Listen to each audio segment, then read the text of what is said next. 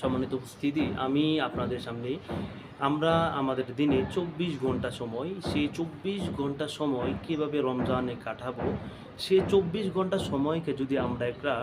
রুটিনের অনুযায়ী নিয়ে আসি তবে অত্যন্ত সুন্দর হবে।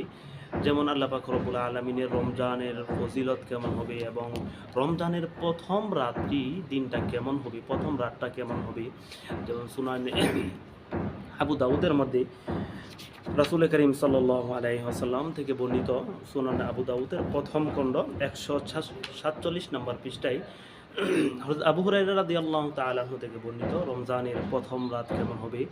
আন আবি হুরায়রা রাদিয়াল্লাহু তাআলা আনহু আন রাসূলিল্লাহ সাল্লাল্লাহু আলাইহি ওয়াসাল্লাম قال إذا كانت أول ليلة من رمضان صفدت الشيطان ومرضت الجن وغلقت أبواب النار فلم يفتح منها باب وفتحت